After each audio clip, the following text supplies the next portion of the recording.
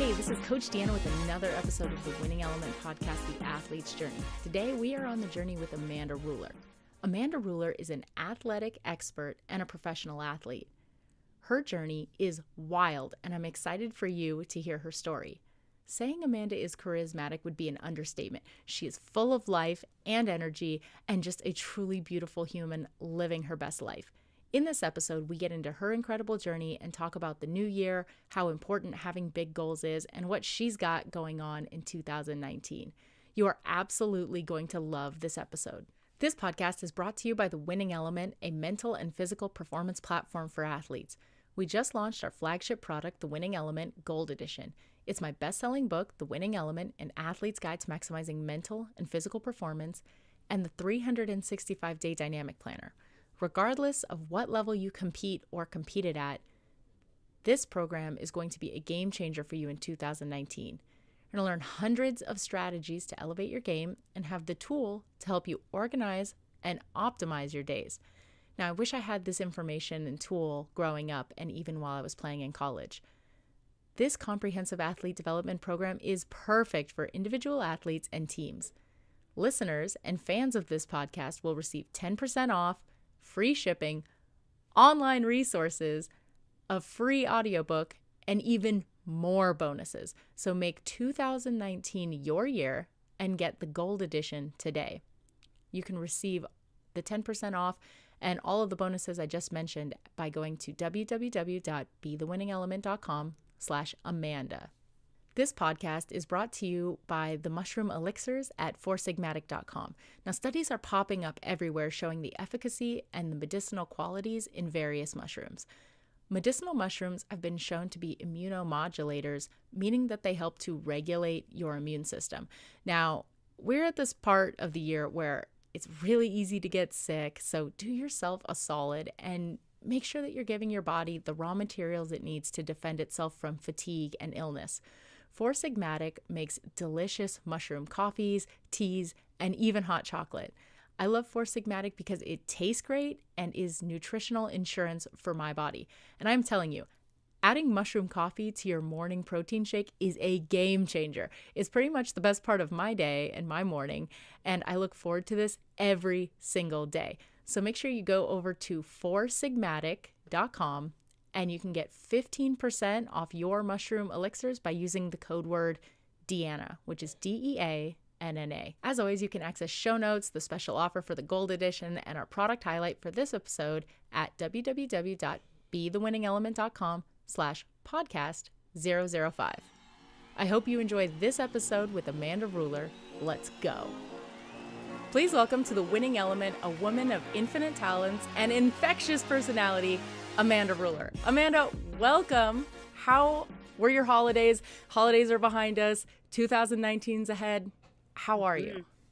Hi guys, Amanda Ruller here. My holidays were really great. I just spent time with family and friends and had, good food. We watched some Christmas movies, opened some presents, and you could just really feel the love. And I'm just blessed to be healthy and being able to spend time with the people that you love. I'm right there with you. It was really nice to just kind of decompress for a couple of days and just be around family and enjoy. I'm not much of I'm a gift giver, but it's also not one of those super important things where that's the point of the season. It's really just about spending time with family and just making those memories. And that's what I really love about the holiday season is that there's always these really cool memories. Yeah, for sure. I think some people get stressed out on the gift giving because they don't know what to get, but it's really honestly just spending time with people that you love and decompressing for that little bit and recharging for the new year coming up. Oh, so speaking of New Year, how stoked are you about this new year? And are you like a New Year's person? Are you one of those people who, New Year's, we're getting strict, we're setting up new programs, or, how do you handle your New Year? How do I handle my new year? Oh my gosh. I am the type of person that has so many goals that as soon as January 1st hits, I have a list of things that I need to get done for that year. I make a goal sheet before 2019 hits, and it's just as soon as January 1st comes, I'm all over it. That's why I'm very excited about New Year's coming out, because New Year's new goals, that's literally me, because I have a plan. for the new year. I'm not going to go in wanting things to happen. I'm going to make them happen. And when you want things to happen, you have to set a goal and make that come a reality for you. So I'm a big planner, day-to-day planner. Every day, like I have like little lists and schedules every day that I want to follow. And if I'm not, like I get like paranoid, like I'm not doing enough today. I need to achieve stuff. So I'm that type of person. Oh, so you're pretty process oriented then, I would imagine, because, Yeah. one of the things you do is you strive for these ginormous goals, and we'll talk a little bit more about that later, but just having a plan in knowing that you have these ginormous goals, like you have to be process oriented. Yeah. And get a little obsessive, or not even obsessive, but just, get diligent, I guess is a better word, or Yeah. or a healthier Yeah. word. Well, I just know that like it's not going to happen unless you plan for it. Yeah. Oh, well, to everybody out there, get your goals on, which, Yeah. you'll have. So for me, New Year's has always been, it's not about, like, I think resolutions is such an awful word because it just Yeah. sounds like failure immediately, or it just sounds like, like resolution means temporary. Like, no, like in the cultural context, that's what it feels like. So for me, I'm never like, oh, I have these New Year's resolutions. It's like, uh, I've got this incredible plan to set myself up for huge success. And Mm. I have like a process of like worksheets that I do and intent setting, and just really not just goals, but all of these different things. It's almost like this time to do a personal check-in and an inventory for me, where I compare and do a whole year review of what happened. Did I hit Yeah. everything that I was looking to do? What could I have done differently? What should I do differently this next year? And just see the growth. Like, I think one of the most powerful things about the new year is really reflecting on the year that's passed and Yeah. see, and if people are disciplined, or if people can really track. Like, I like tracking because I like numbers, and I also enjoy being able to see progress, because when you're in it, it doesn't always feel like Yeah. you're making progress. But when you can actually look at two different points, or be like, oh wow, oh, there's a lot of growth here, I think that that's really motivating for the next year. It's like, man, next year's coming and it's going to Yeah. be huge. So like for me, and you're going to get, so I sent you the gold edition, and Canada, you're in Canada. Yeah. So sometimes it gets caught up in customs. There we go. Customs. Yes. I was like, yeah, that Yeah. thing. Yeah, That one customs. thing. Customs, yeah. Seems like over the holidays they keep everything. Doesn't get there as fast as you want it to. So Yeah. So you'll yeah. have those coming. So hopefully it'll be Mhm. there before the new year, and hopefully some of the worksheets that are in that dynamic planner will also help to set you up for success, or give you that just that personal inventory to really look at it, and have some new add some new things to Yeah. your very regimented new year. Of course. I always love implementing new tools that are going to help me, like you said, check in with yourself in the new year. Just go through what you did last year. Not that anything was wrong. You're like, did I hit everything I wanted to? And now can I go back and hit those this year instead? So, Oh, I love it. Well, it's been a couple of years since we first met, when you were playing for the Los Angeles Temptations, which is Legends yeah. Football League. And for people who don't know what that is, they need to go check it out, because it is an incredible sport. And it is women's football, and these athletes are spectacular and do really incredible things. And I remember that the game was in LA, and I forgot who you guys were playing, but I remember after the game that y'all were signing autographs. And I was there with I was there to support a friend, Ashley the Snake Salerno, which people should actually go check out her stuff too, because it's very cool. Yes. But when I was there, I was in line, and I was saying hi to everybody, and, doing the whole like, oh, signatures and all that stuff, and Yeah. just, meeting the athletes. And as I was going through, because you guys were in a line, it was really cool because I got to talk to everybody, and just being able to say, that was incredible. Because it's, you see, like, sometimes you see women's football, but I think it's still something that's not really promoted, or or readily available to watch, and you have to really go searching for it. Or you'll see some women on some teams here and there, but it's not something that's I guess, quote, quote, normal or something Yeah. so it was really cool to go down the line and be like, you played an incredible game and it was really fun to watch. Like, it was really empowering for me to watch that sport play by women. It was so cool. And I went down the line and I'm not sure if you were one of the ones. Yeah. I'm not sure if you were trying to recruit me, but I know that almost every person that I talked to, because some people were having more in-depth conversations with other fans than other people, but I'm pretty sure you were one of the ones who did like a little like look me up and down, and you're like 6'1" athletic blonde who looks like she can tackle, like, and exactly what I did. And was trying to recruit me. Yeah. I hate to say it, but I do that. Like, as an athlete, I size up other women in athletics. It's so weird because, like, if I looked at you, I wanted to recruit you. That's awesome. Like, this girl needs to play sports. I do that even when I'm out in public. If I look at like a certain woman that looks like she would be badass, I'm like, do you want to play football? Like, it's like the weirdest thing. Or I say, hey, you should play basketball. I just like tell people they should play a certain sport. Even guys, I do that to guys. I walk up to guys, I'm like, hey, you're 175. They're like, how did you know? Like, oh my gosh, that's so funny. That's awesome. You're like no need for a body fat tracker or anything. Like, you just go like you just do your scan all the way down, like 175, 17% body fat. Like, has the capability for endurance. Like, must be a triathlete. There has to be a full, like, we should do a YouTube video about it. But I do that. Yes. Women and men, I don't like see people as almost like human people walking around, getting presents for Christmas. I'm like, you look like a linebacker. You look like a quarterback. I literally did that the other day. We were out with some family. I was meeting on a friend's side, some family, and I could see us like, that guy could be a quarterback. Like, that's the only thing I was thinking the whole time I met him. Broad shoulders, excellent decision-making skills, must be a quarterback. Must be a quarterback. Looks like he could be a leader. Like, he takes direction well, adapt on the fly, quarterback it is. What is that? Like, where did that come from? Maybe just being an athlete my entire life. Well, I feel like also for you, you've been coaching and you see so many different athletes. And I think that, as we jump into your journey, everybody will be able to see the breadth and the depth that you go in these different sports.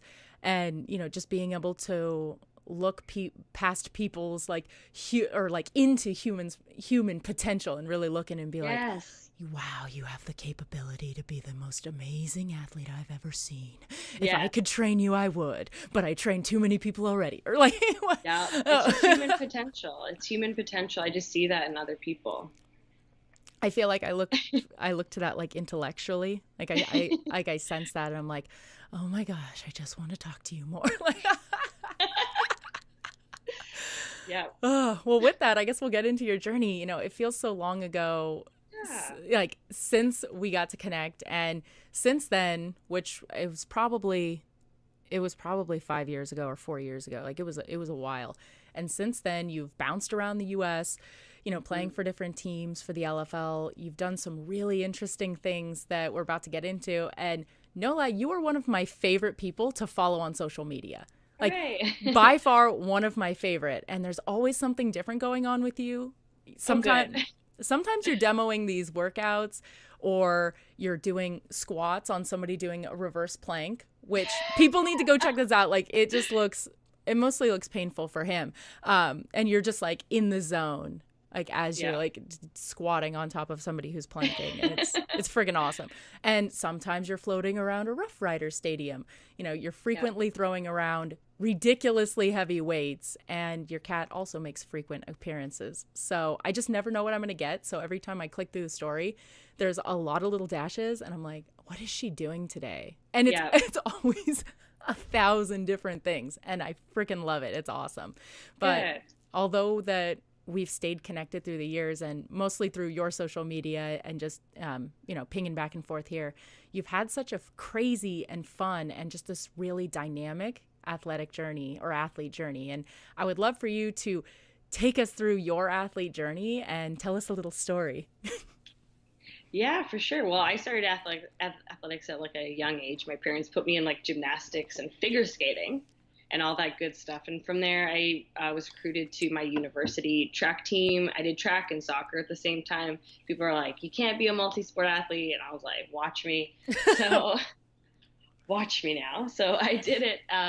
It was definitely difficult handling a workload, but I got my bachelor's degree in kinesiology, majoring in exercise physiology. Mm. So that's my favorite thing is knowing how the body works and reacts to sports. From there, I was on the Canadian bobsled and skeleton team for a bit, which was so much fun. Like being able to slide down an ice track That's insane. head first at 90 miles per hour. That's when I was doing skeleton because skeleton's head first. Some people confuse it with luge, Yeah. but your chin is literally inches from the ice. And Yeah, sometimes it's I death. would Straight up death. icy death is what it is. Yeah, so after I did ice death racing. So how did you I'm actually curious about that. So you were sprinting, you were doing track, like Yeah. what was it? Did you get recruited to do bobsled right out of high school? Was that something, or how was that recruiting process, or was that you looked at it and you're like, you know what, I'd like an icy death sport, like sprinting Yeah. isn't risky enough. Exactly. Well, I think they really like to recruit. I was recruited right out of university there when I was on the track team. I was top in my CIS division, Well, and they saw me, and they were like, "I think this girl could push a sled at a high rate, very fast because she's very fast on land. She should be very fast on ice." So they invited me down to one of the camps there, and just from there, like I was like, okay, like I should do this. And they like to invite like sprinters or mm-hmm. like football players because they're used to hitting people. Well, And it's similar body that's movements, right? it's similar. Like coming out, and like movement patterns would be comparable, or at least translatable when you went to go do it. Yeah. When you are pushing a sled, when you first bump it off like the block, it's like doing a clean because Okay. it's that violent hip thrust. So it's like the exact same thing. So when they bring you into the training camp, they actually test like your 1RM clean and back squat and like back heaves and stuff like that. So and broad jumps. So I was like a baller at testing because I was in all these other sports. So I was like, I'm ready for testing. Bring it on. And from there, I found like I didn't have enough weight for bobsled. Like I was doing it for quite a while, but then I decided to try skeleton as well, hmm and I loved that sport because it's so amazing because you get to. I was a pusher for bobsled and like I was a driver. Obviously, you have the one person for skeleton, which was meant like I was in control. I was sealing my future down the track. So I thought that was more of my thing because especially being in track, it was an individual sport. hmm So I liked doing that a little bit more. Wow. So you go from bobsled, and then how long? So, and we'll do a lot of that where it's like, so you did this and then you went to Yeah. that? I know, Okay. right? Yeah. So what was the next transition piece, and what was the thing that pushed you to do the next thing? Yeah, I think it's always striving for a challenge. I'm the type of person, like I said, that likes to set different goals throughout the year. And if I feel like I'm excelling in something else, I like to showcase that a little bit more, or like at least try it and see where my potential goes. I think that, Ah. yeah, I think that I have a lot of potential in different avenues or areas, and I want to try it all. Like I don't want to leave any regrets on this earth because I mean, we only have one life to live and all that good jazz. So I want to make sure like I test and try and try and try. And if I don't make it in something, on to the next thing because you only have one body. And I want to see how far I can push this body. Wow. So what was the next thing that you jumped to from skeleton, and was Yeah. it that you found something else that was more exciting and that you wanted to push potential there, or was this Yeah. kind of something that you're like, I don't think I'm going to go as far as I'd like to go, or what was the next thing? And Yeah, for sure. Like I was sliding at the time, and a tragedy kind of happened in my family. My mom called me one day and she said, "Your dad's in a coma. Like you have to come home." So I ended up coming home back to Regina from Calgary, where I was training at the COP, and he died. He passed away from brain cancer. So I was just like, I don't know if I want to go back to oh that my god. situation.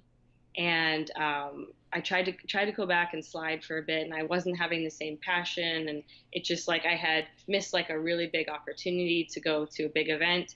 So I was kind of discouraged from that, and I said, you know what, I want to keep pushing for cooler things. And I was actually sitting in a pub, and I saw like LFL on TV, and I remember going to CFL. What? Yeah, seeing games That's with my crazy. dad. Or yeah, I used to go to CFL games with my dad all the time, which is Canadian Football League, and I really wanted to play football, so I actually drove my car to Los Angeles and did an open tryout. Like drove my car, No and way. I I did didn't that. actually know about this part. This Yeah. is so cool. So I got there and I did the open tryout, and they actually were like impressed by my 40. They made me run it 3 times because they were like, no way, No no way, way. because they're like, what the heck? Like, so I ran the same time 3 times. And they said I was too short to play. They're like, you know what? Actually, you're just too short to play. We don't want you to play. So I was like, no, when are the practices? Like, I just said no. Like, I was like, no, I came here to play. Like, so No. I kept showing up at their practices. I actually didn't even have a place to live because I had like yeah, I had given somebody like on this legit website like money to live somewhere, and it turned out it was a scam. So I What? had no yeah, I had nowhere to live. I was legitimately homeless in Los Angeles, and for like a month and a half or maybe 2 months. And I was like hanging out at a CrossFit gym just so I could get a shower and like have somewhere to work out, and then I'd go to practice. And finally, like someone at the CrossFit gym was like, do you want to live at our house? And I was like, yes. Yes, yes, Because I I was do. looking for a place to rent, and like no one would rent to me because I was Canadian, because they're like I didn't have a background check. Oh my gosh. That I So didn't they even think about that would kind of play a part. Oh my yeah. gosh.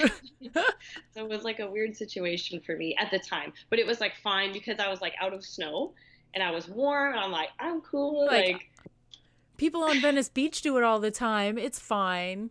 I could be yeah, homeless. Well, I mean, yeah. there's Well, I there's varying degrees of homelessness, so it's not like you were, sleeping on the beach every night. I'm sure, but no, definitely not. No, I had driven my car down, so it was totally fine. yeah. Yeah, so I was just like pushing, pushing, pushing to be on the team, and I would show up at practice and, try to bring, people water or like treats. And finally, like I had some place to live like permanently, and I ended up starting. So it was really cool how I kind of pushed my way to be on a team that I thought I should be on. That's incredible. And did you play 1 or 2 seasons or With 4? the Yeah, with Temptations, the Temptations. 3 seasons, and then I moved down to Atlanta because I just wanted to see. Like honestly, I just wanted to play with another team, just to see that side of the states, because I'm like a traveler and I love going around. I just honestly wanted to see that side of the states, so I wanted to live there for a year. I remember when you made the change and I started seeing on social media that you had left, and I was like, oh man, because I Yeah, really liked watching you play. I was like, oh man, but oh man, she must have had a really great opportunity, or yeah, like a life thing came up and she made the switch. But it was cool to see you to make that switch. And I think you were with Atlanta, right? yeah, Atlanta. You'd play at Atlanta. Did you play same position, and did you play and how many years were you Yeah, for with sure. that team? Yeah. Just one more season with them. Just wanted to see a different place, and so a teammate had offered me a place to live, and it was a pretty good situation over there. So I had so much fun because I've never experienced the South before, Oh and yeah. like as myself, like I just want to live this life to the fullest. Like I can't even imagine going through my life with not have lived in the South for like at least a year, which it's amazing. There's Waffle House. There's people are so polite. I liked Atlanta. I've been, and Yeah. I really look forward to going back, and I really enjoyed that particular city and like surrounding area. And Hmm. I know what you mean. Like Atlanta is cool. It's a Cool. cool It's city. cool. Yeah. Now I got some street cred from where I'm from. They're like, oh man, you were in Atlanta? Yeah, they're like, that's In awesome. polite Canada, they're like, you were Yeah. in Atlanta. Like, first she was in LA, and then she was in Atlanta. She's Oh, got I got street cred now. major points for that. Oh my gosh. And I think you guys practice down in Compton, right? Too. So I'm sure that Oh for yeah. for Temptation. So I think that probably added some extra street cred. So Yeah. after Yeah. that, you went back to Canada. Yeah, I had an amazing opportunity to play for Team Canada, actually, Oh, for there you go. the women's world's football team, which we like. That's on a it's like a fully clothed league. Like people were like, oh, what's the difference? So it's just all the countries. Like we played Team USA, Team Britain, and we actually got to play our world's game in British Columbia, which is awesome. Yeah. And we got a silver medal in the gold medal game against Team USA. They did beat us, but we had a fair fought battle, Did you and it know any was of the amazing. women on the We did, USA team? Because I would imagine that yeah. at least a couple of them were LFL girls. Actually, I was the only LFL girl that had transitioned to a world's team. Oh, The only girl. wow. Yeah. Really? Yeah. Wow. And I tried out fair and square. I tried out for a different position. Actually, I tried out for corner and I earned my position. Like I came back to Canada, I did the tryout. At first they were just like really hesitant with me because they were like, "Oh, you played LFL though," but we were What playing. does that even mean? Like you can't I take know. hard hits or you can't put clothes on. So I I think like maybe they were kind of cautious, yeah, because they didn't understand because some of the coaches had never, maybe seen a game or. yeah. But I was playing on the CW network. I was like literally on TV. I had played like less padding than the girls that had all the Well, padding. that's what So I I, mean is like how can yeah, they not or how could people not? And for people who are listening, the LFL is a like it's like sport bras and yeah, like it is a little skimpier, but you know, yeah. it is what it is, but it's incredibly talented women. Like it's not as sexualized as most people would think that it is. Hmm. Like it's part of it, but it's not something that I don't think it's as front and center as people would imagine. Oh, it's quite interesting because I would wear like honestly the same uniform for track and field. That's why I never really thought it Oh, was that's interesting. different. Yeah. That is. Oh my gosh. Because when you race, you wear the Yeah. sports bra and bum huggers for sprinting. And if you look in the Olympics, all the women do it because you want the less amount of clothing, less wind drag. Um, I wore the exact same thing. So that's why when I came into this, I never really thought anything of it. Like I was just like, cool, I've been wearing this literally Like at it a was it's university not a big deal for game. you. Yeah. So I didn't see the big difference, but I could see how people would say that. But when you talked about how we were signing autographs after the games, there was parents with little girls coming up to me being like, "I want to be as fast as you," Oh, and that's what that girl saw that day is how fast I was and how empowering that was. And I was able to sign, give her an autograph, and that makes me so happy, like beyond belief. So that's yeah. powerful. I think that that is incredibly powerful. And like for me, my experience of watching it. So I came to see one of my friends play and I was super excited because I didn't know that this existed. So I was like, yes, I'm going to get to go watch women's football. This is going to be awesome. So I remember sitting down and, the game had already started and just watching these fierce, Yeah. strong women do incredible plays, like pull off incredible plays, play after play after play. And with the uniform that you guys wear, for me, as being every woman out there has something that they are not as comfortable with as they would like to be. Yeah. There's everyone has always struggled with not being at a place that they'd like to be or thinking that they should be somewhere else or wanting to be somewhere else. So for me, when I came to watch, I was watching everybody's muscles function. and I was and I was in awe of the female body, and not from a sexualized standpoint, but just from a human potential, like a human movement. I was watching you guys run and cut and tackle and catch and just be athletic. And we don't necessarily see that in a lot of other sports, right? So like basketball, you have a full jersey on. There's plenty of sports that you get skimpy, a little bit more skimpy from drag and like swimming and that kind of stuff. Yeah. But just being able to see the way that the human body was executing these movements. Yeah. And it was beautiful, and it was Yeah. empowering, and it was strong. And, there's some women who look like they're more comfortable in their uniform than others. There are some people who, and I knew a lot of the girls on the team, so sometimes they're like, whatever, it's just a uniform. And there's other people who are like, yeah, it's not my favorite play. It's not my favorite thing, but it's a uniform, and I'm playing the sport that I love. So, Yeah. None of those things mattered. But for me, when I was watching, it was just like, it was empowering to see the human body, to see the female body do these incredible feats, and just be like, oh my gosh, like would I wear that? Oh, I could totally do that. I could do that. I could get comfortable with that. Or just, reflecting on how society like puts certain things on us, or how we've developed, or how I felt about my body. I was like, man, I feel really good. This is great. Yeah. So for youth athletes, or for a young woman to be able to see that, and see these girls out there kicking butt, like really going out there and getting after it, I think that being that example is so powerful and so needed. Like, the more that we can see that, and the more that young women see that, the more that they'll be empowered and inspired to go out there and do it themselves. And I think that social media, you're incredible at that. Yeah, for sure. I think that's the kind of mark I want to leave on this life, is like that women can be strong, powerful, fast individuals. We can showcase our talents too. So, wow. So you went from LFL Canadian to the Canadian national team to play in World.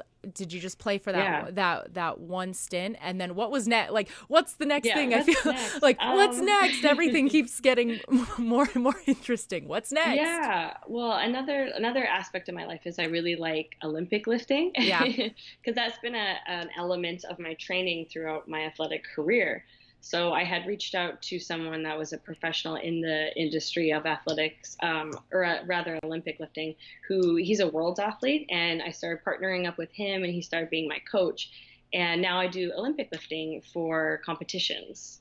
So Olympic lifting, if anyone's listening, it's just snatch and clean and jerk. Mm-hmm. Yeah. Oh, so you went full force after Olympic lifting. Right. Yeah. That's like one of my big goals now, is like, I want to make Team Canada and possibly like the world's team. And my end goal would be Olympic bound. So I think I have another goal coming up. There's 2020 is coming up for Olympics, or either farther than that. Yeah. Yes. Yes, queen. And it's a little harder for me because I just turned 30 this year. What? I'm right there with you. 31. Woo-woo. Yeah. But the thing is like, I'm still, because of my athletic background, I'm honestly still so strong for my age and my height. Like, I'm 5 feet, but I'm literally lifting like 3 times my body weight, and which is amazing. Yeah. So I'm gonna keep it up as long as I can. And there is a few ladies that went to the Olympics in weightlifting that were like 35. So I still got some time, guys. Oh my God. Yeah. So a theme that I see in your story is the ability to be dynamic and reach for these rare air goals. You know, you're constantly trying new things. You're adjusting along the way. And you're saying yes to every and all types of opportunities. Yeah. You know, one of the other things that you do is you host you're a host for one of the Canadian Football League teams. So even in that, like just stepping into these opportunities that not a lot of people would either pursue or go after diligently. Oh, yeah. Is this something that kind of comes naturally to you? And where and when do you feel like this was cultivated to really reach for those rare air goals and the ability to be dynamic? Like, where does that motivation come from for you? Oh, definitely. When I started athletics at like a younger age, I was kind of a dynamic person, and I was outgoing, and I would be boisterous. And a lot of the times they're like, just focus on the sport, just be quiet. I honestly, like, I was told that at a younger age, and even in university, I was always like being crazy and jumping around. And being loud, and I always wanted to interview people. So I'd kind of get on social media. Yeah. Now that social media was kind of like a platform, I get on social media and just be like, hey guys, this is my teammate. What are you doing today? And I found such a passion for interviewing people and being out there. And it just came naturally to me to talking to people. So I made it kind of a profession for me. So now Heck yeah. different I like love it so much. Different companies hire me out to go to events and basically be like a game day host, especially you're talking about the Rough Riders, or a spokesperson for their company. Like I will go out and literally hype people, get on a mic in front of a school. Sometimes they hire me for that, and I'll be like, guys, we're going to talk about workplace safety today. And they're like, what? That's awesome. Who is this girl? Who's this girl? Who is this? Workplace safety. Yeah, honestly, I make anything like workplace safety sound hype. And a lot of companies will hire me out for like different social media events just to come to the event and have a mic and be on their Instagram live or stories, just like talking about the event. And it does, when you look at the metadata or the insights on social media, it actually brings a lot of interest. Like I'll get tens and thousands of just views on that if you're speaking from your heart, and people can tell that you're a natural, genuine person. I think people hate when people are faking, like, okay, or here, or just like really stiff. But I'm more just really casual because I love doing it. I friggin' love it. So for athletes, how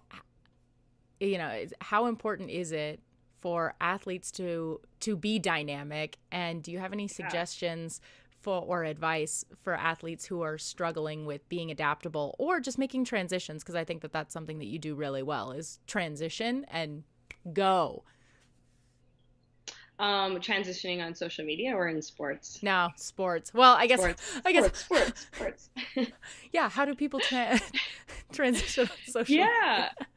Well, like, it's hard because like if you do want to transition like and adapt to things, it is hard but you just have to honestly just go with it. You just have to, I think as an athlete, I'm used to honestly just, I don't want to say suck it up because that sounds like I'm pushing things down, but adapt and go. Like you have to be able to do that. It's the number one thing. Like if you start thinking negatively and being like, oh, I don't know if I can transition to this, or I can't do this, you're going to carry that with you into the sport, and you're not going to be able to achieve the goals that you want to because you're already thinking you're not going to be able to do it. You have to think positively and surround yourself with people that are going to support that. Sometimes, people go, oh, I don't want you to do that, or you should do something else.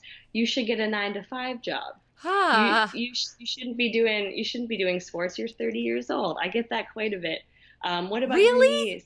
Yeah, they say, what? Oh, you're gonna blow out your knees. You're not gonna have knees when you get older. But I'm like, well, what if I don't push myself? What if I don't discover this potential? What if I don't? What if I make the world's team and like pretend I never strive for that goal? What if I didn't try out for the world's team and I tried out and I made it? Like it was just that day someone was like, you shouldn't try out. Like, are you sure this is for you? Yes, I am sure. Yes, I am sure. I am sure. Yeah. You just I like that what you said. So you just have to be sure in yourself. You have to be positive in who you are and where you're going. I think that ownership too is part of it, where you're like, this is what I'm doing. There's no plan B. This is what we're doing. Like I feel like when doubt creeps in, that's when then, some of those negative self-talk things and people's opinions can start to plant themselves, and you're like, no, that's not mine. None of those are mine. Yeah. And like taking it's them gonna on. happen. Yeah, it's gonna happen. Like it's gonna creep in, and I admit like it's like I hear it, but you honestly just have to like take a minute and just be like, all right, is this really bothering me, or okay, just get rid of it. So well, I think that that's also like that, and I don't want to call it fear, but we're going to go with it anyway. But like those like little doubts, or like those things like that, those things that you're not sure of, like those stick on, or like you're like, okay, I hear that, but I feel like that's even an indication of where we should lean into sometimes, where it's like, oh my God, my body doesn't like that. That sound like, oh, that's, that body discomfort that you feel when you think about some of these big goals or when you want to go after them. And we get these like, okay, Yep. is this for me? I don't know. And it's like, shh, we're doing it. And I feel like that's even more of a compass for like things that we should lean into. Yeah, it's sometimes scary starting a new thing, but you have to think about like everybody that started a new thing wasn't an expert right away. Yeah. Like for example, like in my community, they have this little thing called Swinging with the Stars, and they asked me to do it this year, or 2019. So I'm gonna be in a dance competition. No way! Yeah, I've literally never danced in my entire life. So this is gonna be so funny. But you can't come into it with fear, because like obviously I'm not going to be an expert, but why not try something new? Why not challenge yourself in a new direction? You're only gonna get stronger and better. Yeah. Oh my gosh. That I'm so excited. I'm so excited for that news. I didn't know that either. Yeah. This is the gift. This is like the gift after Christmas, is finding out all the cool stuff you're doing. Mm-hmm. Throughout your journey, you've pursued a ton of different goals. What has been the most difficult part of your journey?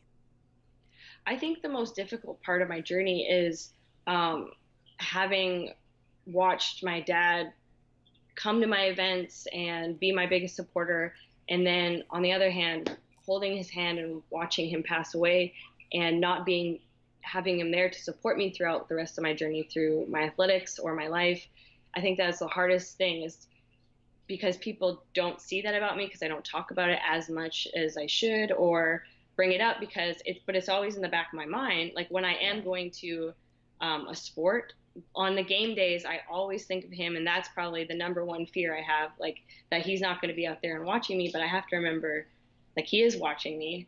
Yeah. And grief is just, it's taken me throughout my life. Like from when he passed away, I think 3 years ago now, it still sticks with me, but I make it through. Like, I just have to look at that and be like, you know what? No, I'm doing stuff because of him. Wow. In his memory. So that's been my biggest journey, is to realize that I need to do things in his memory and not just be stuck on something bad had happened and I'm just going to be in a grief state because of it. Wow. Whoa, that's really cool. Man. So that's like an interesting thing to transition on. So yeah. Looking forward into 2019, how are you going to honor his memory? Like, what's the next thing? Like, 2019 is going to be super big. I'm going to honor his memory by just pushing day in and day out to be great. Like, I already qualified for weightlifting nationals for 2019. So I'm going to keep training super hard. I'm going to show up to the gym when I don't want to show up, when I'm tired. I'm going to make food when I'm tired and don't want to, because I know my body needs to fuel and recover. I'm going to do Swinging with the Stars. I'm going to learn how to dance. I think I really want to learn French this year. I want to sit down and spend 30 minutes a day learning French. So yeah, I'm going to do everything in his memory this year and be a better person by the end of 2019. Oh. Yeah. I love it. I feel like I need to add a language. I feel like that's 2 years away. Right? I feel like that's like 2 years away for me. That's something I've been like thinking about, and I've been trying a little bit here and there, but I think I really need to learn a new language. Is there a lot of French in your area of Canada? Not in my area, but I just honestly want to learn it. Like, I just want to challenge myself. I've been learning a little bit like on Duolingo and stuff like that. So I feel like this is the year. What if you only speak French when you're on Swinging with the Stars? That way you're like, you're doubling. You're doubling up. Yeah. And like by May, weightlifting nationals is going to be in Quebec. So that's a specifically French speaking place. So that's one of my big motivations, is by May, understand a lot of French. Nice. You need to get French down, and then you can work on whatever the language is in Tokyo. Yeah. I'm like blanking on it. I'm like, Japanese. Japanese, yeah, for sure. Like, I'm not sure what language it is. Yeah, for sure. Yeah. Oh my gosh. Well, before we wrap this up, I want to remind people to check out the very first Unstoppable campaign video.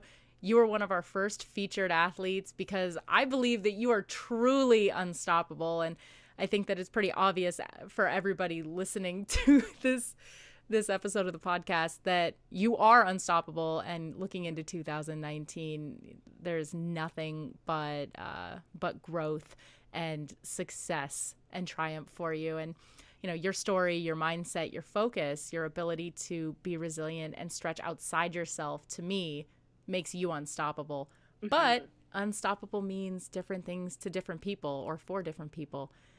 For you, what does unstoppable mean?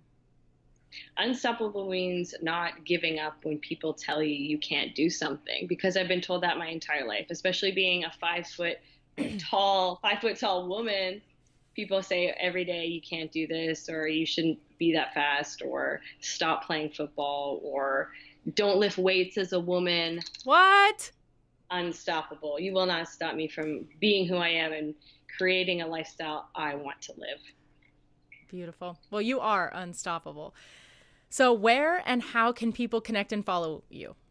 Oh, yeah. You guys can find me on Instagram, just at Amanda Ruller. You guys can find me on Twitter at Amanda Bollock, or my website, amandabollock.com. Wonderful.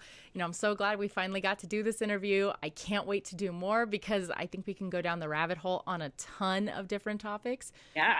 I hope for the listeners that you enjoyed Amanda's journey, and that you will continue to come back to this podcast so you can be inspired by the stories and empowered by the strategies shared, so that you can level up, unlock your true potential, and truly become unstoppable, just like Amanda Ruller. I'm so grateful for everyone's attention and hope that you got something special out of this episode. Make sure that you follow Amanda. She is guaranteed to make your days better and give you inspiration and motivation to get faster and stronger. And if you're looking for something to help you level up this year, I want want Amanda to personally help you. It's actually one of the things she does. It's her profession. You can sign up for her customized monthly training program. So you can find that. Where can they find that information on how to do that? Yeah, just on my website, amandabollock.com, and sign up, and we'll chat about it, and we'll figure out what's good for you.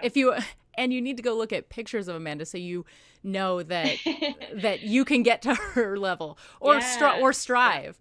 Yeah, exactly. I actually got a new position in 2019. So in January, I'm starting speed training for my university team's football team. So I get to do some speed training for some guys playing football. So. You are full of new goals and things. It's like everything. There's like always something new. I love it. Yeah, exactly. Oh, well, be different. I cannot wait to see what 2019 holds. And I know that we'll probably be doing a couple episodes with like before or after the Swinging with the Stars. And, for everybody, please subscribe to this podcast, leave us a 5-star review, and don't forget to tell your teammates and friends about this episode. If you want to see Amanda and I interact and be ridiculous, you can actually watch this episode on YouTube. You can join us on the athlete journey online at www.BeTheWinningElement.com. And until next time, train with purpose, play with passion, and seize the day every day.